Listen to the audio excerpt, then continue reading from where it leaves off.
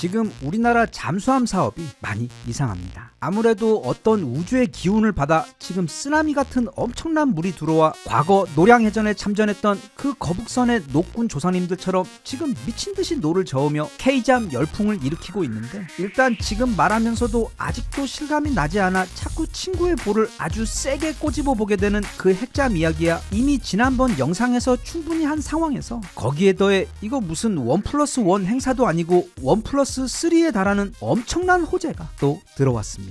바로 수출입니다. 먼저 가장 덩어리가 큰 것은 일명 착한 미국, 단풍국 캐나다입니다. 캐나다가 지금 대대적인 잠수함 쇼핑을 하고 있는데, 캐나다 차세대 잠수함 사업, 일명 CPSP라고 불리는 이 엄청난 프로젝트는 그 규모가 무려 총 61조 원이나 됩니다. 참고로 지난번 우리가 폴란드에게 K2와 K9 그리고 FA50 판매한 총 금액이 아주 크게 잡아 대략 18조 원 정도 되는데, 이건 그 액수의 거의 4배에 달하는 초대형 사업입니다. 캐나다는 일단 지금 거의 노인 학대 수준으로 굴리고 있는 노후한 영국산 빅토리아급 잠수함 4척을 대체하고 이어서 총 12척의 신형 잠수함을 도입하려고 하고 있습니다. 그럼 가장 가깝고 친한 미국산 잠수함을 도입하면 되지 않느냐고 생각할 수도 있는데, 이번 트럼프가 제2기 임기를 시작하며 가장 먼저 한 일이 관세 오한마로 캐나다를 때린 일입니다. 그래서 캐나다는 미국 잠수함을 검토하지 않고 있습니다. 참, 이렇게 보면 본인 의도야 어떠했던 간에 우리 트럼프 형님은 특히 미사일이나 잠수함에 있어서는 이래저래 우리에게 참 고마우신 분입니다.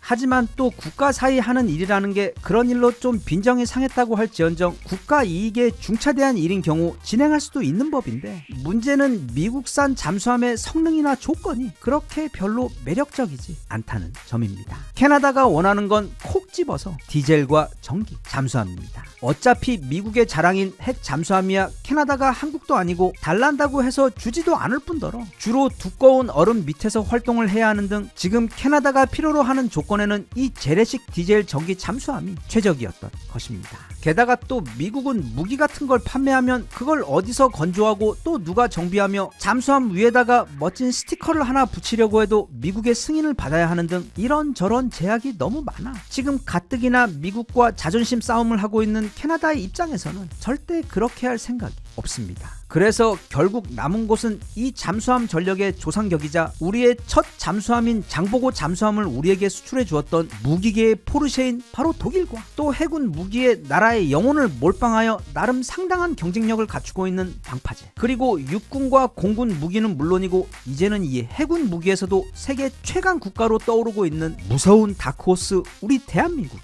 있습니다. 일단 일본은 여러 조건이 맞지 않아 진작에 탈락했습니다. 그러자 일본은 뜬금없이 우리는 이 사업에 참여하지 않겠다고 발표하며 마치 우리 오징어들이 퇴짜를 맞기 전에 너와 사귀어주지 않겠다고 밤에 잘 때 눈물을 흘리며 혼자 이불 속에서 말하는 것처럼 그렇게 마지막 자존심을 챙기며 리스트에서 탈락했고, 이제 남은 건 최근 이 지구 무기 대전에서 가장 강력한 라이벌로 부상해버린 독일과 대한민국입니다. 참고로 그 둘의 최근 전적은 강고등어 노르웨이에서 모든 성적과 조건에서 우리 K2가 월등히 앞섰음에도 불구하고 매우 신비로운 이유로 그 사업을 빼앗긴 것 외에는 모두 대한민국의 연승입니다. 대신 또 그런 노르웨이조차도 K9 자주포에 대한 유혹만큼은 이겨내지 못하고 독일 자주포 대신 우리 K9 자주포를 구입했으며, 또 캥거루 호주에서도 우리 레드백이 독일의 자랑 링스를 이겼을 정도로 최근 약 5년간의 성적을 보면 과거 독일의 동무대였던 글로벌 방산 수출 점유율을 지금 빠르게 우리 한국에게 빼앗기고 있는 상황입니다. 그리고 이제는 전차만큼이나 독일의 자존심인 바로 디젤 잠수함 영역에서도 한국에게 그 왕좌를 내어주게 된 상황입니다. 그래서 지금 독일은 한국에게 전차부터 자주포 그리고 레드백 같은 장갑차까지 너무 많은 시장을 빼앗기고 있어 마음이 급해져서 이 잠수함 사업만큼은 꼭 수주하기를 기대하며 엄청나게 노력하고 있는데,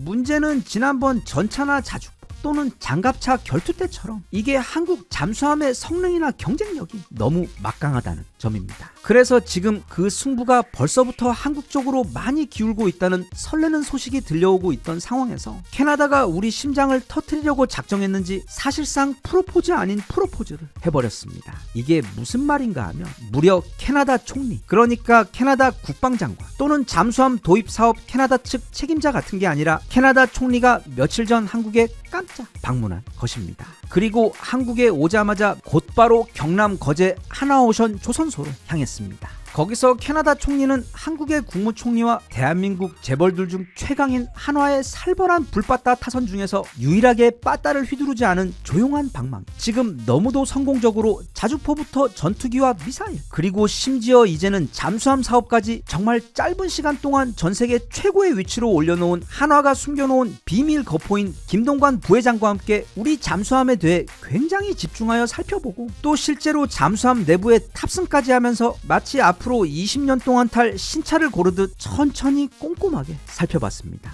이건 정말로 이례적인 사건입니다. 하필이면 지금 독일과 한국의 경쟁이 치열한 상황에서 이제 막 한국 쪽으로 대세가 기울어져 가고 있던 차에 이렇게 깜짝, 그것도 무려 캐나다 총리가 한국 잠수함 쇼룸에 방문해서 시승까지 해본 것입니다. 우리는 다 알고 있습니다. 이 잠수함은 이미 탑승까지 해버렸기 때문에 중고가 돼요. 이제는 사야 합니다. 그게 글로벌 탈 것 쇼룸의 엄중한 룰이자 딜러에 대한 예의입니다. 게다가 지금 캐나다는 혹시 이거 번호표를 조금 늦게 뽑았다가는 현재 캐나다뿐 아니라 남미의 아르헨티나와 에콰도르, 그리고 동남아의 필리핀과 인도네시아, 태국 등 지금 전 세계 최강의 성능에다 넘사벽의 비스포크, 오직 고객의 행복과 만족만을 생각하는 한국의 맞춤 제작과 한 번 이용하면 즉시 사랑에 빠져 헤어나올 수 없는 코리안 전매 특허 사랑의 블랙홀 애프터 서비스까지 지금 번호표를 뽑고 대기하는 국가들이 아주 많기 때문에, 물론 그 쇼핑 규모가 어마어마하기는 하지만 캐나다는 혹시라도 신차 출고 시기가 뒤로 밀리게 될까봐 많이 조바심이 나는 부분도 있습니다.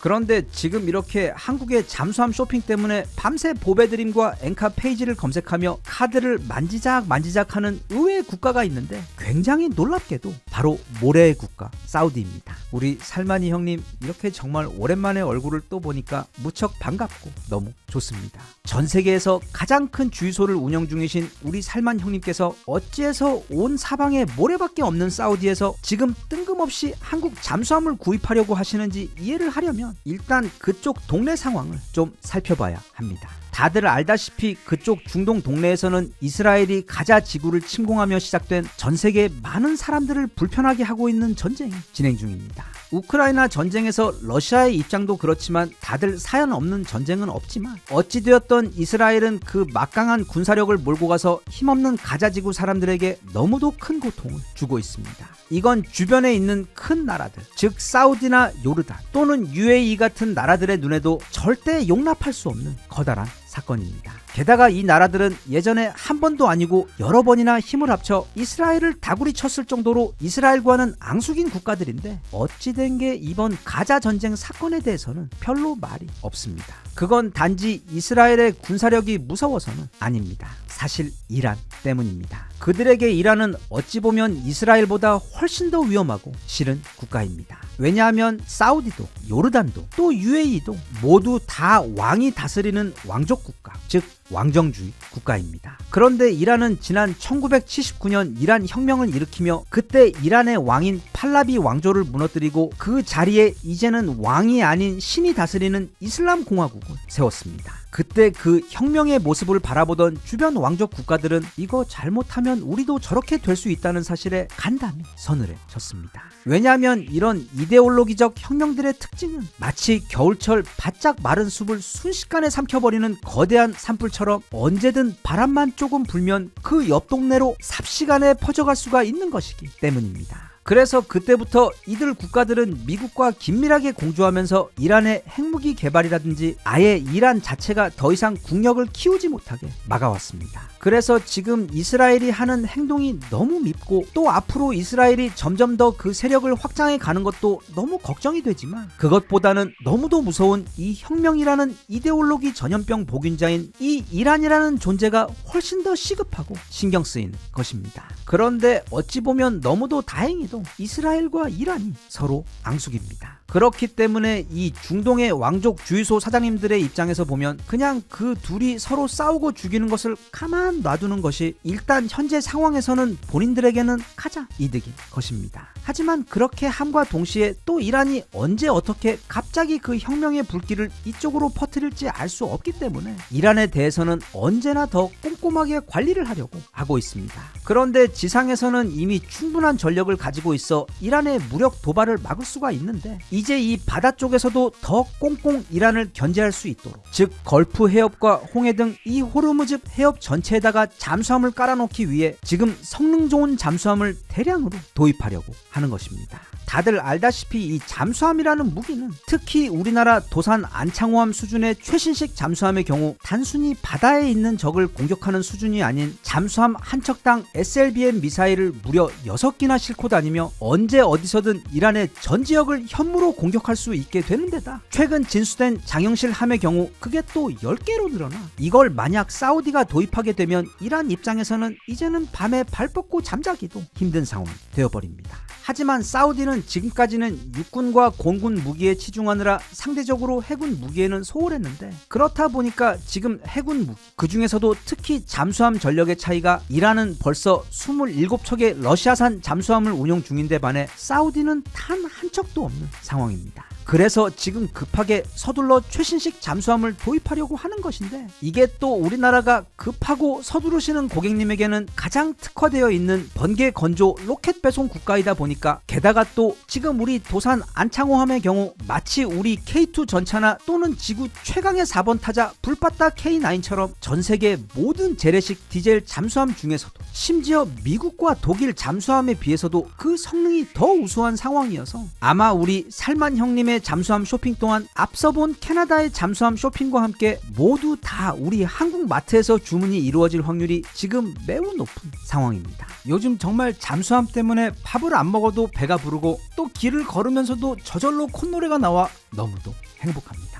끝으로 원래는 서로 최강의 라이벌이었던 한화오션과 현대중공업이 이번 캐나다 잠수함 수주전을 앞두고서는 국익을 위해 사익은 잠시 옆으로 미뤄두고 서로 단결하는 너무도 아름다운 모습을 보여줘서 최근 전 세계적으로 화제가 되었던 그 장면, 즉 삼성동 깐부 치킨집에서 우리나라를 방문한 전 세계 최고 용팔이 회장님으로부터 우리나라 원조 대표 기업이자 세계 최고의 폼팔이 차팔이 회장님들이 그 금보다도 귀하다는 최신형 GPU를 무려 26만 장이나 얻어내 그냥 한방에 우리나라의 인공지능 산업 미래 앞에 500차선짜리 초대형 고속도로를 뚫어버린 그 꿈같은 치맥 모임 장면 이상으로 너무도 자랑스럽고 멋있었습니다. 부디 앞으로 우리나라가 잠수함 시장도 그렇고 또 글로벌 인공지능 시장에서도 지금 K-팝 골든이 그렇게 하고 있는 것처럼 아주 당연하게 모두 다 씹어먹기를 기원합니다.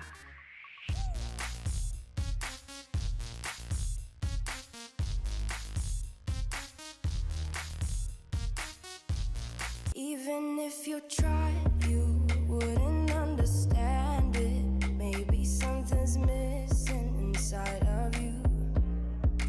Just a bit of sugar to that horrid bitter. Maybe you taste different. 우리의 소원은 통일. 하지만 그 전에 소원은 핵잠이라는 노래가 있듯이 이 조그만 나라에 정말 없는 게 없는 우리나라에서 유일하게 없었고 또 미국 포함 전 세계에서 가장 뛰어난 잠수함 운용 전력을 가지고 있는 우리나라가 매일 밤 잠들기 전 기도를 올리며 간절히 원했던 것이 바로 핵잠입니다. 그런데 드디어 그 소원이 이루어졌습니다. 이렇게 쓰고 말하면서도 이게 지금 진짜 현실인지 꿈인지 실감이 나지 않을 정도로 드디어 우리도 핵잠을 가지게 되었습니다. 그런데 우리가 워낙 성격이 급해서 매사에 늘 빨리빨리를 외치는 것은 우리나라 공인 국제번호인 82에도 나와 있듯 그건 이미 전 세계가 다 아는 사실인데 아직 세계인들이 잘 모르고 있는 또 하나의 특징이 우리나라에게는 있습니다. 바로 준비성입니다. 예를 들면 지난번 트럼프가 미사일 사거리를 풀어주자마자 정말 신비롭게도 그 발표가 있은 지 채 일주일도 안 되어서 갑자기 도깨비 뚝딱 탄두만 줄이면 5,000km까지 날아가는 현무 미사일이 깜짝 등장했던 것처럼 우리 지구 최고의 양측이 우리 국방부가 만약 지금 무엇을 검토 중이라고 발표한다면 그건 벌써 15년 전부터 몰래 개발하고 있었다는 뜻이고 또 만약에 지금 무엇을 개발 중이라고 발표한다면 그건 이미 진작에 개발이 다 완료됐다는 완료되어 테스트까지 다 끝내고 엄청나게 많이 만들어서 저기 충청도 어디 지하 벙커 안에 꽉꽉 쟁겨놨다는 뜻으로 이번에도 이 엄청난 핵잠 소식, 즉 우리를 포함해 전 세계 그 누구도 예상조차 하지 못했던 초대형 발표가 깜짝 공개된 직후부터 정말 신기하게도 채 24시간도 되지 않아 우리나라 1호 KSSN 핵잠의 설계도가 온라인을 통해 퍼지고 있고, 또 최근 갑자기 야구를 이상하게 잘해서 너무 깊은 하나오션 또한 이미 핵잠 건조 시뮬레이션까지 마쳤다는 보도까지 나오고 있는 상황입니다.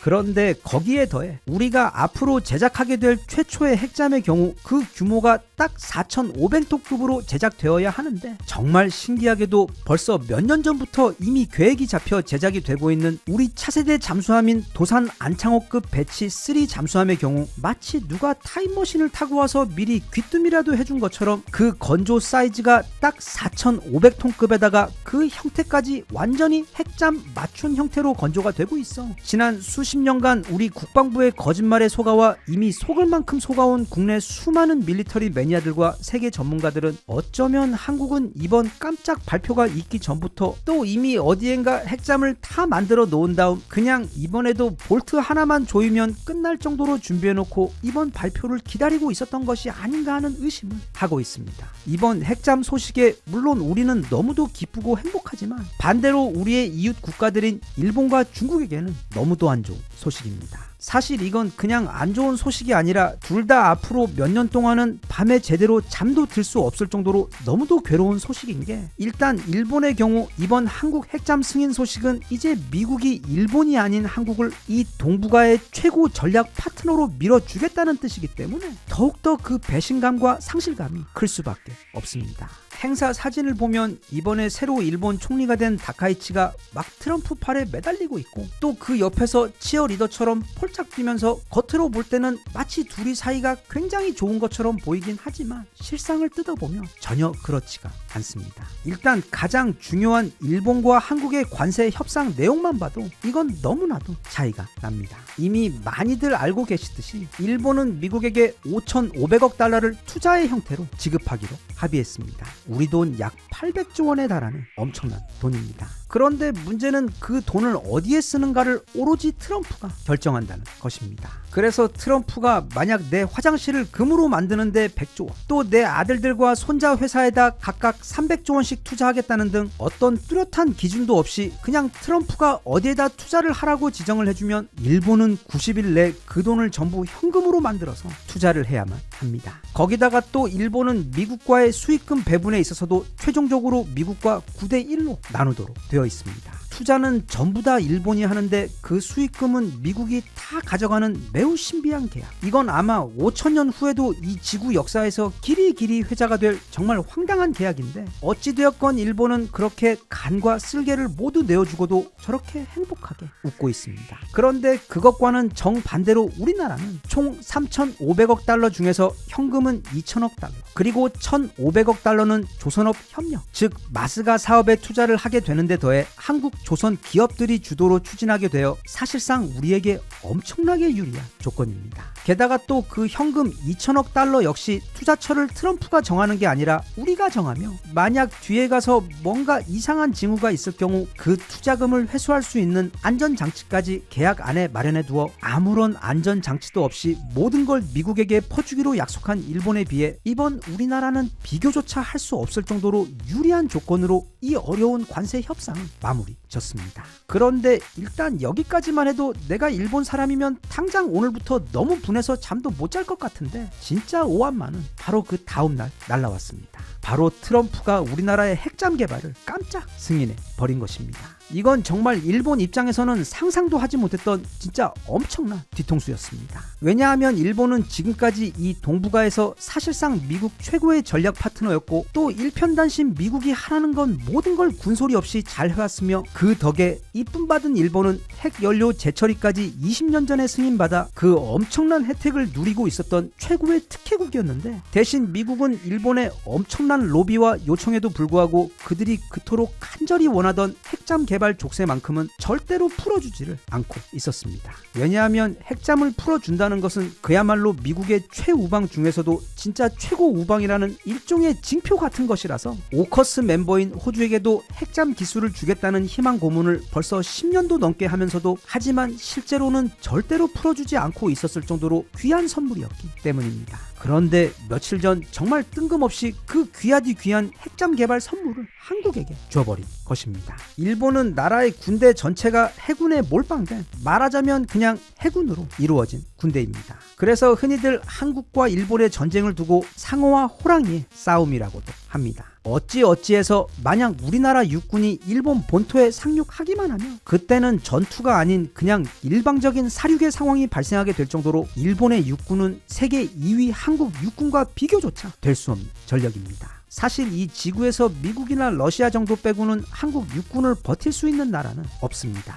유럽이 다 똘똘 뭉쳐 우리와 붙어도 마찬가지입니다. 아무튼 그렇기 때문에 일본은 아무도 방파제 위에 올라올 수 없도록 해군에다가 모든 걸 몰빵해서 전력을 키웠습니다. 그래서 실제로 일본 해군은 우리나라 해군보다 이지스함도 훨씬 더 많고 잠수함 숫자도 더 많기 때문에 확실히 더 강합니다. 물론 그렇다고 우리나라 해군하고 또 그렇게 막 일본 육군하고 우리나라 육군하고 정도의 엄청난 차이가 나는 것까지는 아니고 굳이 우열을 가리자면 더 강하긴 합니다. 그런데 이번에 트럼프가 한국의 핵잠 개발을 승인해버리면서 이 균형이 완전히 무너져 버렸습니다. 다시 말하면 이제는 한국이 일본에 비해 해군까지도 더 강해지게 된 것입니다. 바다에서 제일 무서운 무기는 구축함도 이지스함도 그렇다고 심지어 항공모함도 아닙니다. 바로 잠수함이 가장 무서운 무기입니다. 그래서 이제 일본이 더 많이 가지고 있다는 그 이지스함들도 이제 한국 해군의 핵잠들이 하나 둘씩 배치가 되기 시작하면 그냥 바다 위에 떠있는 표적일 뿐입니다. 물론 실제로 그런 일이야 없겠지만 만약 한국과 일본이 전쟁을 하게 되면 예전에야 그 이지스함과 잠수함들 때문에 우리 공군도 그리고 특히 우리 상륙군들이 일본 해안으로 접근을 할 수 없었던 상황이지만 이제 우리나라의 이 핵잠 군단이 들어서게 되면 전쟁 시작하자마자 하늘로는 수천 발의 현무부터 쏟아버리고 또 바다에서는 우리 핵잠들이 일본의 이지스함과 잠수함들을 모두 격침시켜 바다 위 길을 만들어서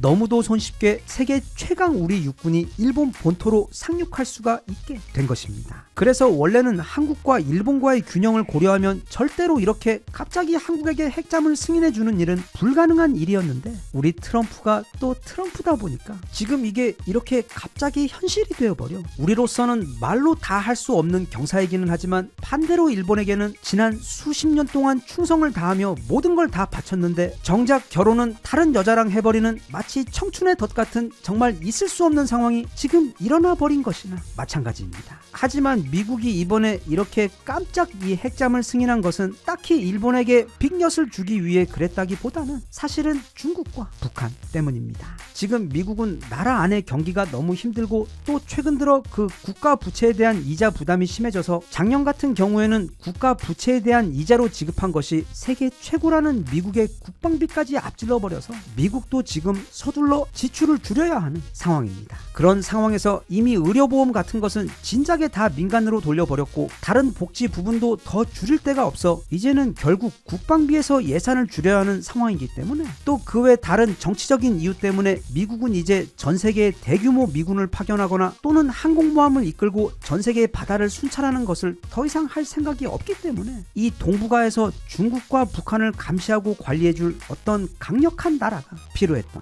것입니다. 그리고 그렇게 하려면 그 어떤 무기보다 가장 중요한 것이 바로 잠수함이고 이미 중국이 핵잠을 10대나 보유하고 있는 상황에서 그럼 일본이나 한국 중 한 곳에 이제는 핵잠 기술을 공유해 주어 핵잠 전력을 갖게 하여 앞으로 미국 대신 바다에서 중국과 북한을 꽁꽁 묶어두는 역할을 하려는 계획인데 그 새로운 지역의 경찰 역할에 일본이 아닌 한국이 당첨된 것입니다. 그렇기 때문에 앞으로 우리나라는 단지 핵잠을 보유하게 되는 것뿐 아니라 바닷속에서 중국의 핵잠들을 따라다니며 관리를 해야 해서 아마 빠른 시간 내 최소 10척 이상을 보유하게 될 가능성이 매우 높습니다. 그리고 북한의 경우 이제는 디젤 잠수함이 아니라 무려 핵잠이 동해와 서해 바다 깊은 곳에서 몇 달씩이나 짱박혀서 그게 평양이든 어디든 잠수함 한 척당 10개의 SLBM을 탑재하고 언제든지 명령만 내려오면 바닷속에서 현무 미사일을 미사일을 발사할 수가 있게 되었기 때문에 지금 김정은은 이번에 트럼프가 만나자고 하는 걸 괜히 너무 튕겼나 후회를 하고 있을 정도로 지금 일본도 중국도 그리고 북한도 잠 못 드는 긴 밤을 뜬 눈으로 보내게 된 상황입니다. 지난번 영상 때 우리가 핵무기를 가지게 될 가능성을 이야기하며 천리길도 한 걸음부터라는 표현을 했었는데 어떻게 된 게 그 말을 하자마자 그 첫걸음을 떼어버렸습니다. 대신 그게 1000m를 가야 하는데 1m를 떼는 첫걸음이 아니라 최소 900m에 달하는 첫걸음이어서 이제는 남은 100m만 미국을 잘 달래고 설득해서 차근차근 걸어가면 됩니다. 왜냐하면 핵잠 전단을 운영하려면 우리도 그 핵 연료가 필요하기 때문에. 그런데 일부 보도에 따르면 11월 3월 기준 이미 미국이 핵 재처리까지 이미 승인을 해주었다는 소식도 나오고 있어. 그래서 앞으로 우리가 자체적으로 핵 연료를 재처리하게 되면 그게 20%를 농축하던 것을 나중에 90% 이상 농축하는 것으로 바꾸는 것은 사실 그냥 스위치만 조금 더 멀리 돌리면 되는 수준으로 너무도 쉬운 것이기 때문에 마치 도서관에서 걸어가다 서로 부딪혀 땅에 떨어진 책을 주워주다 손등이 닿게 되고 또 손등이 닿게 되다 보니까 사과를 하게 되고 그래서 미안하니까 이제 커피숍 가서 커피도 한 잔 사게 되는데 또 그렇게 같이 커피 마시다가 나중에 술도 마시는데 하필 그날따라 분위기 있게 마침 밖에 비도 주룩주룩 오는 데다 버스까지 끊겨 그렇게 역사가 쓰여지는 것처럼 아무튼 지금도 이게 꿈인지 현실인지 구분이 되지 않아 자꾸 친구의 볼을 꼬집어 보게 되는 이 너무도 행복한 핵잠 소식이 부디 우리 변덕쟁이 트럼프의 마음이 변하지 않고 우리의 첫 핵잠 건조까지 무사히 진행되고 또 그 사이 핵 연료 재처리 공식 승인까지 이루어져 마침 비도 오고 버스도 끊긴 그 어느 날 밤처럼 갑자기 격정적으로 우리의 핵무기 개발이라는 사건으로까지 무사히 잘 이어질 수 있었으면 좋겠으며 무엇보다 세계 정상들이 모두 모인 이번 에이펙 회담이 너무도 성공적으로 치러진 것은 물론 관세부터 핵잠 승인까지 우리나라가 너무도 많은 선물을 받은 것 같아 진짜 너무도 자랑스럽고 행복합니다. 지금 아주 좋은 이 분위기 그 불씨를 꺼트리지 않고 잘 살려 앞으로도 계속 쭉 이어갈 수 있었으면 좋겠습니다.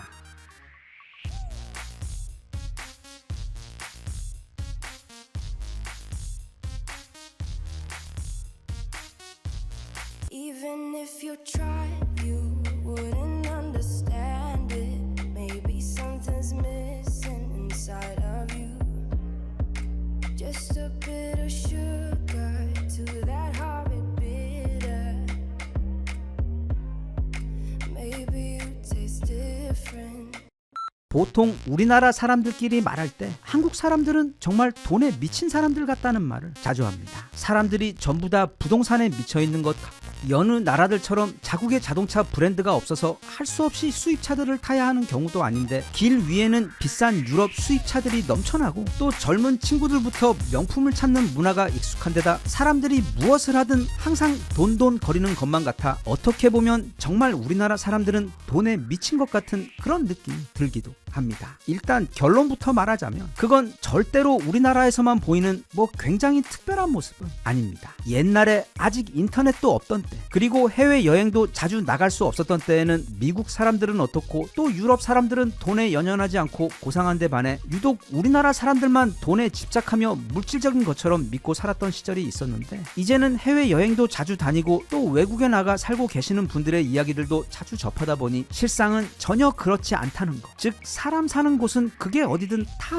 비슷비슷하다는 걸 우리는 압니다. 대신 우리나라 사람들은 돈에 있어 좀 덜 가식적인 것 같습니다. 우리나라 사람들은 그 승질머리처럼 애초 성격 자체가 굉장히 직설적이고 자존심도 강해서 죽어도 남에게 무시받는 것 싫고 또 가진 게 많으면 참지 못하고 자랑도 하고 싶어하며 그렇게 표현함에 있어 거침이 없고 투명하다 보니까 그리고 무엇보다 서로 경쟁이 미친듯이 심하다 보니까 자연스럽게 부동산이나 차 또는 명품 등으로 자신의 가치를 표현하고 인정을 받으려는 욕구가 강한 것일 뿐 그게 꼭 우리만의 특이한 단점이거나 어떤 사람들 말만 따라 우리가 천박해서 또는 자본주의에 너무 물들어서 그런 것이 절대 아니라고 봅니다. 그런데 어찌 보면 이렇게 사회가 어느 정도 대놓고 돈에 대해 오픈해서 표현하고 그것에 대한 욕구나 필요에 대해 이야기하는 것은 어떤 면에서는 매우 건강하고 좋은 겁니다. 물론 지금 절대로 사회초년생이 600개월 할부로 벤츠를 질러버리거나 카드빚이 엄청난데도 신상 루이비통 핸드백을 새로 구입하는 게 괜찮다는 게 아니고, 돈에 대해서 어느 정도 솔직하게 오픈해서 대화를 나누고 또 그 욕망에 대해서도 부끄러워하거나 숨기려 하지 않는 것이 지금 자본주의를 살아가는 우리들 모두에게는 어떤 면에서는 반드시 필요한 부분이라는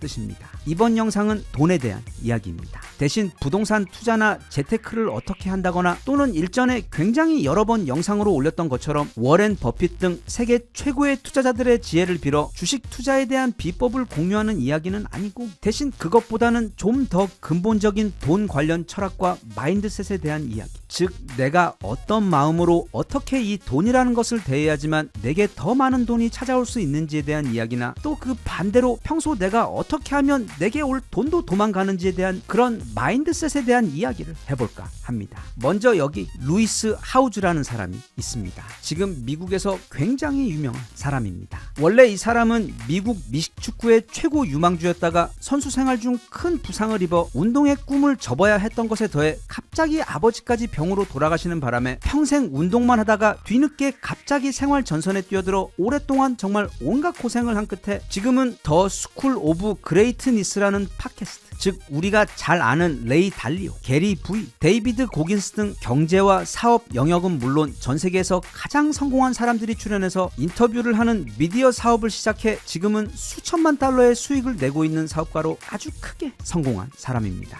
그는 자신이 겪었던 그 힘들고 무서웠던 가난의 시기 경험과 또 그 수많은 게스트들과의 대화를 통해 얻어낸 지혜와 통찰을 한 권의 책으로 엮어 자신처럼 아무것도 없던 사람이 스스로 경제적 자유를 얻는데 반드시 필요한 지혜들을 한데 모아 머니 마인드셋이라는 책으로 출간했습니다. 이 책에서 그가 전하고자 하는 내용 중 가장 도움이 된다고 판단되는 이야기들을 추려 여기 짧게 소개를 해볼까 합니다. 좋게 말하면 앞으로 더 많은 돈을 벌 수 있는 방법, 이걸 더 노골적이고 날 것으로 표현하자면 어떻게 하면 항상 돈 때문에 고민하며 사는 지금의 상태를 벗어날 수 있는지에 대한 이야기들입니다. 그 가장 첫 번째 방법은 이겁니다. 바로 돈에 대해 더 많이 이야기하라는 것입니다. 우리나라도 그렇지만 미국 역시 사람들이 이 돈에 대해 이야기하는 것은 어딘가 천박하고 적절치 못한 것이라고 생각해서 결국 돈에 대해 거의 대화를 나누지 못하고 또 그래서 배우지도 못한다고 그는 지적합니다. 이건 실제로 그렇습니다. 정말 희한하게도 사람들은 전 세계 어디를 불문하고 다들 돈을 너무 필요로 하고 또 너무도 좋아하면서도 정작 돈에 대해 이야기 나누는 것에 대해서는 나쁘게 보고 굉장히 불편해합니다. 그런데 우리는 학교에서도 돈이나 경제에 대해 거의 아무 교육도 받지 못한 상태로 졸업한 채 세상에 던져집니다. 이건 마치 우리가 이제 막 어떤 정글로 들어가야 하는데 거기서 어떤 풀은 먹으면 안 되고 또 어디서 물을 구할 수 있으며 밤이 되면 잠잘 곳은 어디에서 찾아야만 안전한지와 같은 최소한의 지식도 없이 그냥 그 살벌한 정글 안으로 내동댕이 쳐지는 것이나 다름이 없습니다. 그렇기 때문에 내가 지금 20대 사회 초년생이든 아니면 40, 50대 아저씨든 간에 이제는 단지 편안하게가 아니라 그것보다는 조금 더 적극적으로 돈에 대해 대화를 시작하고 또 돈에 대해 공부도 하며 그렇게 돈에 익숙해져야 합니다. 자본주의는 돈이라는 물로 채워진 바다 같은 곳입니다. 그런데 그 안에 사는 물고기들이 그게 너무 천박하다고 해서 물에 대해 대화하거나 배우려고 하지 않는다는 건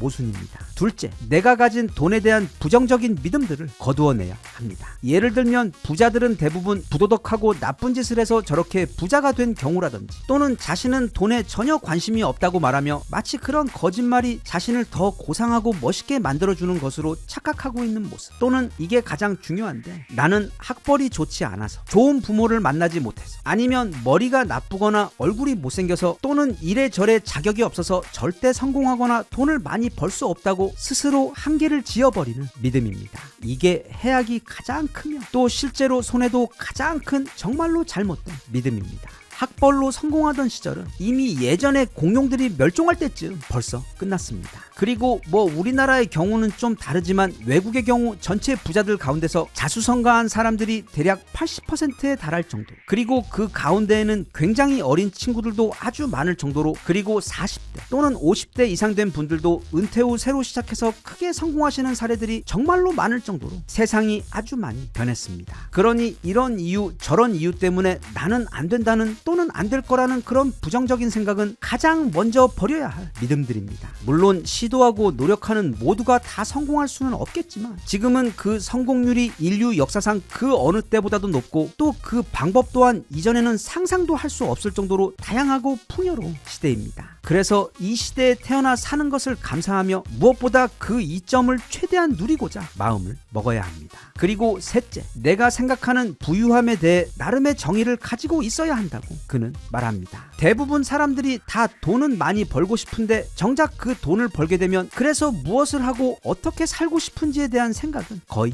없습니다. 대부분 다 로또 같은 게 당첨되어 큰 돈을 벌게 되면 강남에 한강뷰 아파트 사고 롤렉스 사고 벤츠를 사는 것 정도밖에 사실 별 명확한 계획이 없이 대부분의 경우 그저 많은 돈을 벌고 싶어 합니다. 그렇기 때문에 정확한 목표 액수도 없고 또 그래서 그 목표로 향하는 좋은 계획 또한 세우지를 못합니다. 일단 나만의 숫자를 먼저 찾는 게 도움이 됩니다. 그러니까 내가 내 인생에서 무엇을 바라는지를 시간을 투자해 곰곰이 생각해보고 그래서 내가 그걸 누리는 데 필요한 액수, 즉 3억 원, 5억 원, 10억 원 또는 5천만 조이든지 남들은 생각할 것 없이 오직 자신과의 솔직한 대화를 통해 나만의 숫자를 정하고 그 다음부터는 이제 차근차근 단계적으로 그 목표를 이루어갈 계획을 세우는 겁니다. 그리고 꼭 그 목표 액수에 도달해야지만 행복할 것이라고 생각하는 대신 그 긴 여정의 중간중간 기회가 있을 때마다 나를 위해 작은 행복을 찾으려고도 노력해야 합니다. 여기서 그가 책에서 제안하는 한 가지 아주 좋은 팁이 있는데 전혀 돈을 쓰지 않고 내가 행복해질 수 있는 방법에 대해 생각해보는 것입니다. 예를 들면 이번이나 다음 주 주말 동안에는 돈을 전혀 쓰지 않고 또는 거의 쓰지 않고서도 나를 행복하게 해주는 일들을 찾아 한번 해보는 것입니다.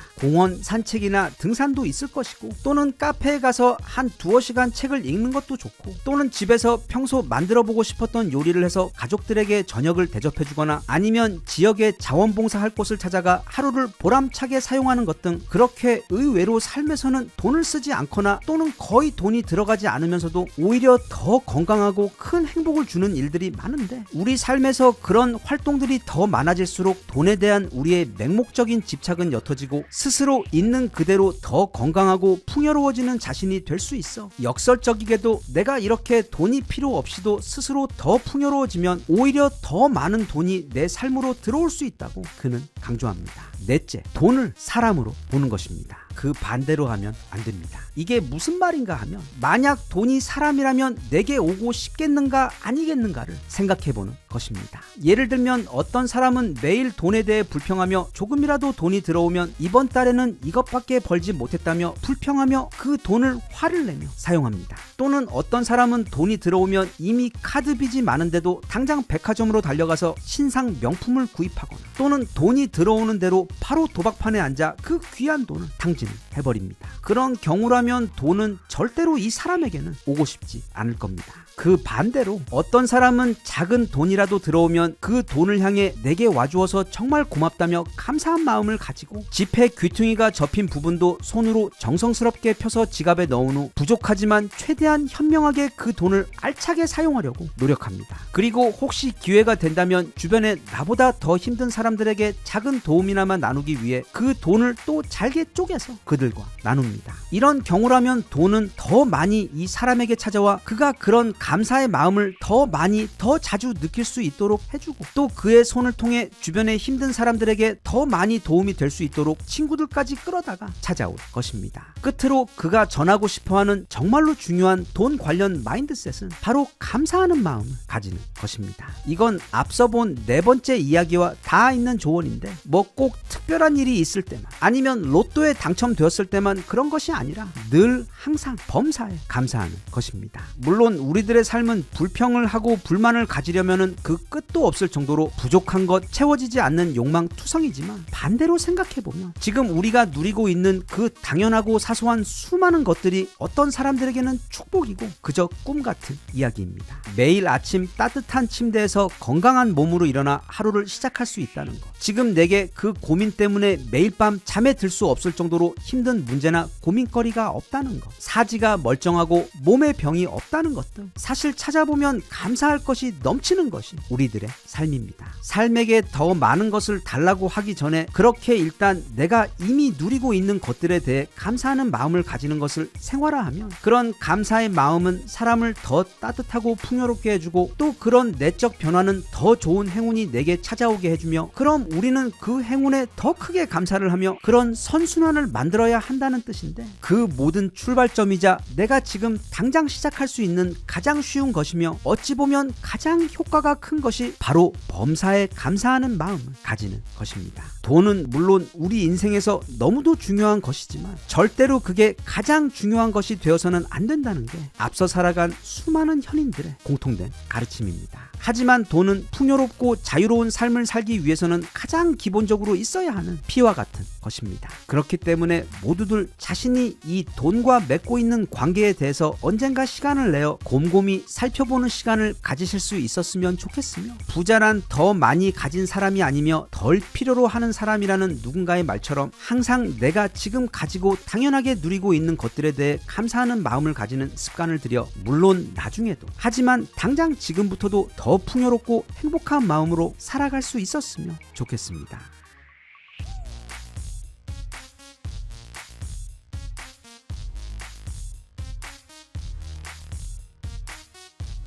Even if you tried, you wouldn't understand it. Maybe something's missing inside of you. Just a bit of sugar to that horrid bitter. Maybe you taste different. 이미 전 세계 초등학생들도 다 알고 있듯이 우리나라는 면적당 전 세계에서 가장 많은 포를 가지고 있는 나라이며 동시에 전 세계에서 가장 완성도가 높고 인기 많은 그러니까 전 세계 자주포 수출의 약 70%를 장악하고 있는 우주 명품 K9을 생산하는 나라임과 동시에 지금 우크라이나에서는 155mm 탄 재고가 몇십만 발도 없어서 심각한 탄 부족 현상을 겪고 있는 상황에서 그렇다고 독일이나 주요 유럽 국가들에서 지금 공장을 최대치까지 돌려봐야 1년에 채 20만 발도 못 만드는 그 귀하디 귀한 155mm 포탄을 무려 360만 발이나 창고에 쟁겨두고 있는 전세계 유일한 나라. 또 거기에 더해 105mm 포탄 역시 추가로 350만 발이나 있어 사실상 혼자서 3차 대전도 치를 수 있을 만큼 매우 과한 수준의 포탄 재고를 가지고 있는 나라에 더해 그 활용 정점으로 무려 탄두가 8톤에 달하는 사실상 전술 핵으로 분류되는 전세계 최대 가분수 변태 재래식 미사일까지 갖추고 있는 굉장히 이상한 나라가 바로 우리나라입니다. 의사들의 말에 의하면 우리나라 포방부가 겪고 있는 이 엄청나게 슬픈 불치병인 후천성 만성 화력 부족 증후군의 경우 결국 마지막 단계인 핵무기를 품에 넣어야만 그 치료가 가능한 상황이라 더 많고 더 강력한 포탄을 향한 이 화력 강박증은 거의 영원히 멈추지 않을 것으로 보이는데 그런 상황에서 최근 우리나라는 안 그래도 세계 최강인 우리 K9 자주포의 전투력을 비약적으로 늘리기 위해 무려 제트 엔진 기술을 탑재한 신형 포탄을 개발하기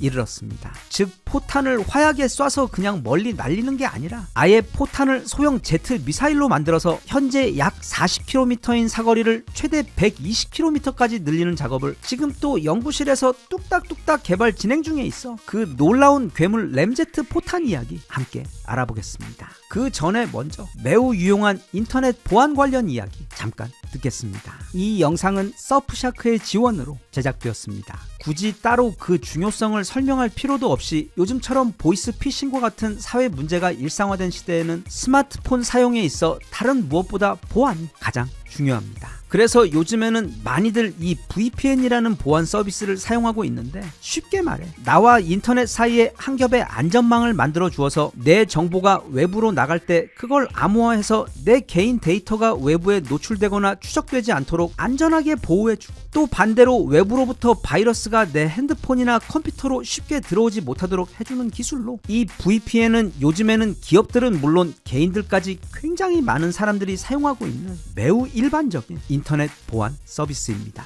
이 VPN은 사용하는 것도 아주 간단해서 그냥 핸드폰에 설치하기만 하면 그 VPN을 통해 전 세계 100개국에 있는 무려 3200개 이상의 서버들을 이용해 내가 인터넷에 접속할 때 내 IP, 즉 내 온라인 지문을 완전히 다른 것으로 만들어 주어서 일단 아무도 내 인터넷 활동을 추적할 수 없도록 만들어 주고 또 거기다가 내 IP가 완전히 다른 것으로 바뀌다 보니 평소에는 이런저런 국가적 제약에 막혀 들어가지 못했던 외국의 다양한 사이트들도 이 VPN을 통하면 제약 없이 마음껏 들어갈 수 있도록 해줍니다. 이미 서프샤크 VPN에 대해서는 전에도 여러 번 소개를 해드렸기 때문에 벌써 많이들 사용하고 계실 텐데, 혹시 이 서프샤크 VPN에 대해 아직 모르고 계셨던 분들은 아래 고정 댓글에 링크로 들어가 서프샤크 VPN에 대한 더 많은 정보와 혜택들도 직접 확인하시고, 또 결제 시 surfshark.com/PCD로 들어가셔서 쿠폰 코드 PCD를 입력하시면 추가 4개월 무료 서비스 혜택을 누리실 수 있는 것에 더해 서프샤크 VPN은 구매 후 30일 이내 언제든지 무료 취소가 가능하기 때문에 부담 없이 알아보시길 바랍니다. 그러니까 지금 하나와 풍산 그리고 국방부는 말하자면 기존의 우리 155mm 포탄을 미사일로 바꾸는 작업 진행 중에 있습니다.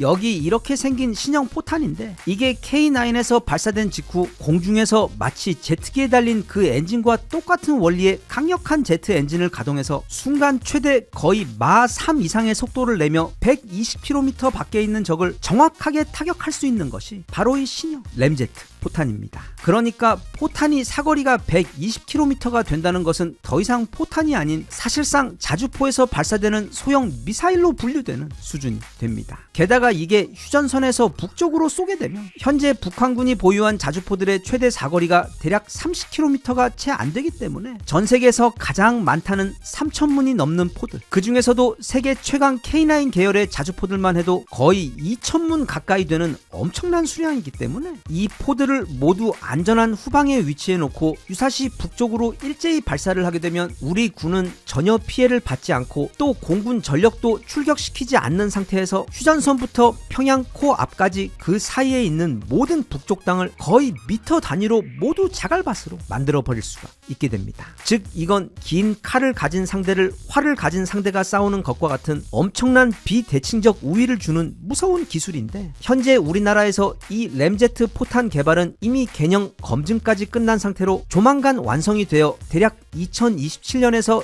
2028년 사이 개발이 완료되어 그 실물이 공개가 될 예정입니다. 사실 심각한 중증 포 환자 우리나라는 이 포탄을 개조하려는 시도를 지금까지 쉬지 않고 이어오고 있는데, 예를 들면 그냥 쇳덩어리를 화약으로 때려 날려보내는 기존 관성탄에서 출발해서 이후 베이스 분리드라고 불리는 방식, 즉 탄 뒤쪽에 가스가 나오는 구조로 만들어 그 가스 추진력의 힘으로 포를 조금 더 멀리 보내기 위한 방식을 개발해 성공해 이미 보유하고 있는 상황에서 다시 여기다가 로켓 보조 추진체를 달아 그 사거리를 조금 더 늘린 것까지 드디어 개발에 성공했는데, 이제는 그냥 보조 로켓 추진체가 아닌 아예 포탄 자체를 통째로 로켓 엔진으로 만들어 버리고 거기에 날개까지 달아버리는 이 최신식 램제트 기술을 완성하는 것을 최종 목표로 잡고 지금 그 막바지 당금질을 하고 있는 상황입니다. 즉 학생들 중에서도 보면 오히려 전교 1등이 그 누구보다 항상 가장 열심히 공부를 하는데, 우리나라는 이미 전 세계 1등인데도 불구하고 여기서 더 나아가기 위해 이렇게나 쉬지 않고 열심히 노력하고 있습니다.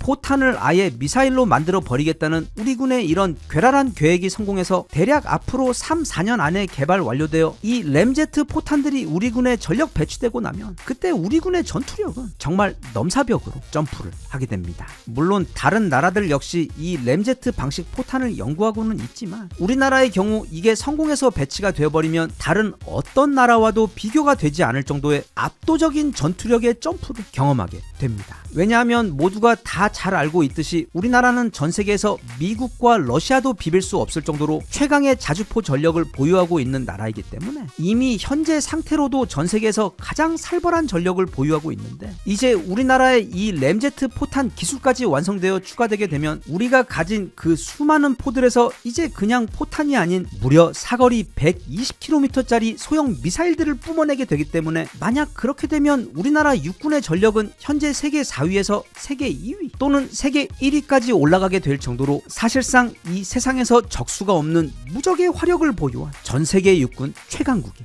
됩니다. 그래서 현재 전 세계에서 이 램제트 포탄을 제대로 연구하는 곳은 한국과 노르웨이 그리고 미국 이렇게 3개국밖에 없는데, 노르웨이와 미국 방식의 경우 실제로 이 어려운 기술을 구현하려다 보니 탄두가 155mm보다 한참 작게 만들 수밖에 없는 반면, 우리나라의 경우 그 3개국 중에서도 유일하게 풀 캘리버 방식으로 포탄을 꽉 채운 155mm의 크기를 가진 거대한 통짜 포탄으로 제작이 됩니다. 게다가 우리나라의 경우 특히 노르웨이처럼 자국이 사용할 것이 아닌 개발해서 다른 나라에게 판매할 목적이 아닌, 즉 즉 이미 전 세계 최강 자주포 군단 외 또 최고의 포탄 관련 기술력을 가진 국가에서 그것도 수출이 아닌 우리가 쓰기 위해, 다시 말하면 우리의 그 고통스러운 불치병을 위한 진통제로 사용하기 위해 개발하는 것과는 애초부터 아예 비교가 될 수 없는 개발 환경이기 때문에, 그렇게 보면 지금 전 세계에서 제대로 된 이 풀사이즈 155mm 램제트 포탄을 개발 중인 곳은 사실 우리나라 한 곳밖에 없다고 볼 수 있고, 또 그래서 이게 몇 년 후 최종 완성이 되고 나면 우리 포방부는 전 세계 최강의 자주포 부대에다 이제는 전 세계 최강의 램제트 포탄까지 갖추게 되는데, 게다가 조만간 등장하게 될 현행 K9A2의 최신형 버전인 K9A3의 경우 이 램제트 포탄이 최대치의 성능을 발휘하도록 포신부터 전체 시스템까지 모두 엄청나게 업그레이드 되어 발표될 예정이어서, 그때는 그야말로 전 세계 어디에도 적수가 없는 우주 최강의 육군 포병 전력을 갖추게 될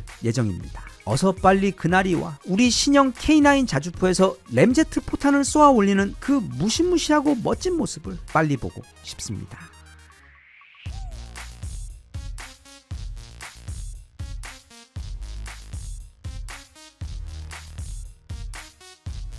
Even if you tried, you wouldn't understand it. Maybe something's missing inside of you. Just a bit of sugar to that horrid bitter. Maybe you taste different. 곧 있으면 경주에서 에이펙 정상회담이 열립니다. 이 자리에서 아주 많은 대화들이 오가고, 또 그래서 수많은 중요한 결정들이 내려질 것이며, 또 전 세계가 깜짝 놀랄만한 일들 또한 적지 않게 있을 예정입니다.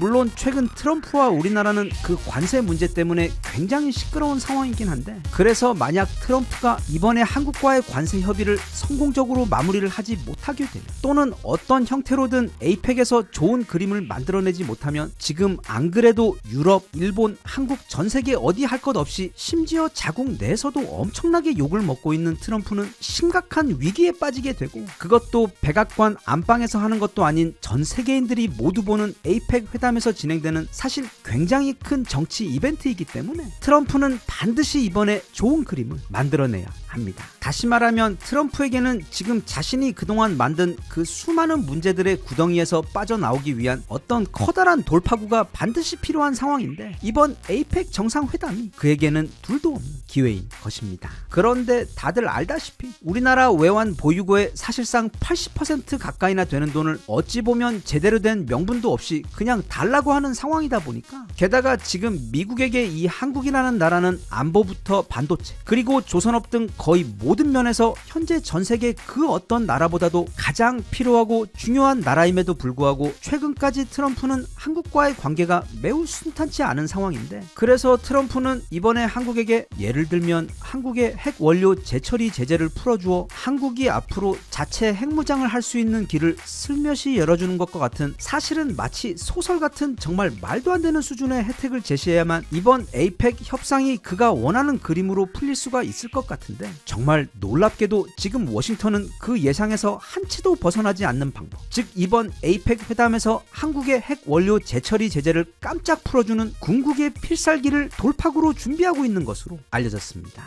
네, 지금 이건 실제 상황입니다. 미국은 이번 회담에서 관세 협상 마무리를 하는 과정에서 한국의 사용 후 핵 원료 재처리 관련 제재, 더 정확히는 현재까지 미국과 한국이 유지해온 123 협약의 핵심 내용들을 수정하여 앞으로 한국이 우라늄 등 사용한 핵 원료들을 재처리하여 사실상 핵무기를 자체 보유할 수 있는 길을 열어줄 것으로 전망되고 있습니다. 즉 지난 1972년 체결된 123 협약에 따르면 한국은 미국의 동의 없이는 재처리 우라늄 농축 활동을 독자적으로 할 수 없다라고 명시되어 있는데, 그래서 현재 미국, 프랑스, 중국 그리고 러시아 다음으로 무려 세계 5위로 많은 원자력 발전 설비를 운영하고 있는 우리나라는 당연히 그 많은 원자력 발전소에서 사용하고 남은 엄청난 양의 핵 원료들, 즉 다시 재처리하기만 하면 고농축 우라늄 및 플라토늄 추출이 가능해 핵무기 핵무기의 원료로 사용할 수 있는 엄청난 양의 재료가 쌓여있는 나라이기 때문에 이제 우리가 그 핵 원료들을 재처리할 수 있게 되면 어마어마한 양의 플루토늄 등 핵무기의 원료들을 자체적으로 생산 및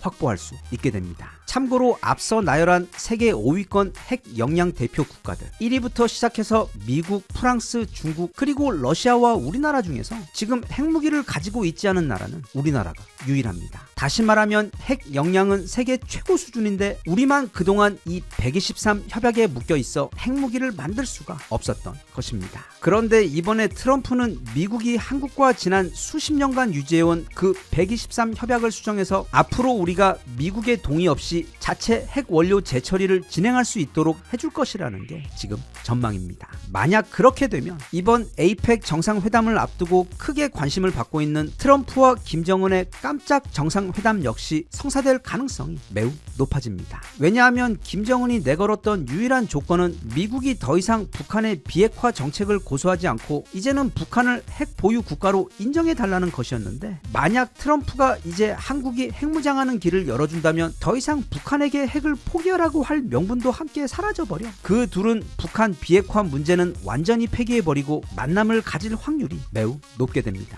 사실 한국의 이 핵원료 재처리 카드는 이미 지난 8월부터 해외 언론들에서 크게 다루었던 내용입니다. 대표적으로는 로이터 통신에서 지난 8월 28일자 기사로 미국과 한국이 사용 후 핵원료 재처리 및 우라늄 농축 관련 논의를 시작하기로 합의했다고 발표한 것을 보도했는데 그 기사에서 지목한 시작이 바로 이번 에이펙 정상회담이 될 것으로 전망되고 있는 상황이며 또 같은 시기 세계 원자력 협회 역시 한국에 있는 26개의 원자력 발전소에서 사용된 사용후 핵 원료들이 이제 미국과의 협약 수정을 통해 고농축 핵 원료로 재처리될 수 있는 길이 열렸다는 소식을 전했고 또 파이낸셜 타임즈 역시 그동안 유지되어 온 미국과 한국 사이 핵 원료 재처리 협약은 사실상 노예 계약이라는 비판을 담은 기사를 내놓았을 정도로 오는 에이펙 회담에서 미국과 한국이 이 안건에 대해 결국 어떤 결론에 도달하게 될지는 아무도 모르지만 현재 흘러가는 상황을 보면 거의 확실하게 그 123 협약은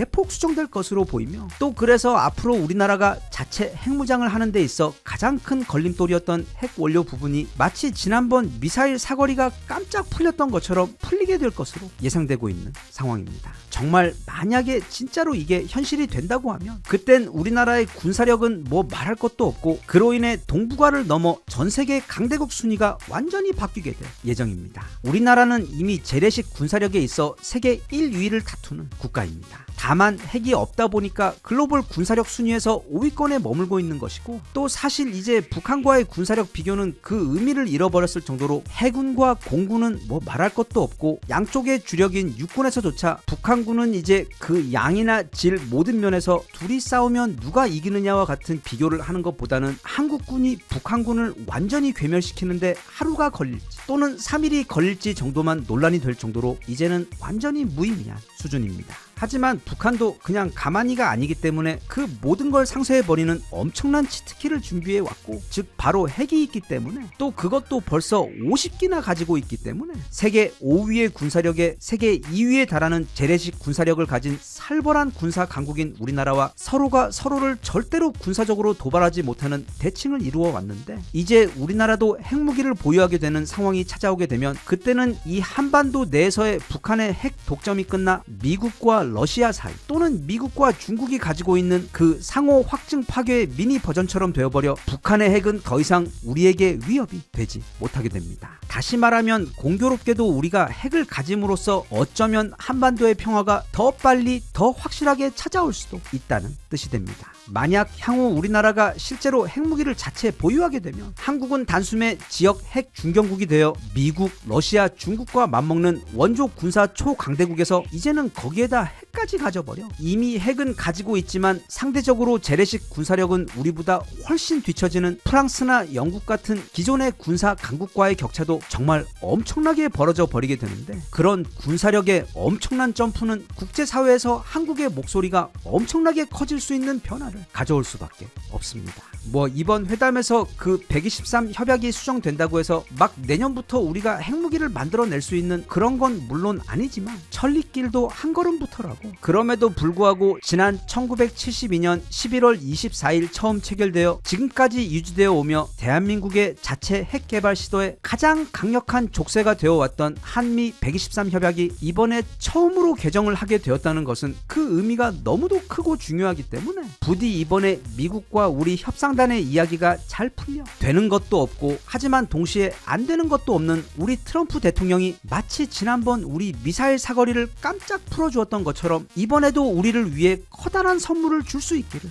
혼자 기대합니다. 그래서 세계 최강의 미사일 기술부터 잠수함 기술까지 핵 투발 및 운용 기술력에 있어서 이미 세계 최고의 플랫폼을 넘치도록 갖추고 있는 우리나라가 그리 멀지 않은 날 우리만의 자체 핵무기를 가지게 돼요. 이제는 핵 보유국들까지 포함 그 누구도 우리나라를 함부로 넘보지 못하는 날이 빨리 찾아오기를 진심으로 기원하며 더 중요하게는 드디어 그 꿈에 그리던 끝판왕 보스급 무기를 손에 넣게 되어 지난 70년간 알아왔던 우리 국방부의 그 고통스러운 불치병인 후천성 나만 없어 핵무기 병이 치료가 되어 이제는 화력 걱정 없이 매일 밤 편안하게 두 발 뻗고 행복하게 잠들 수 있게 되었으면 좋겠습니다.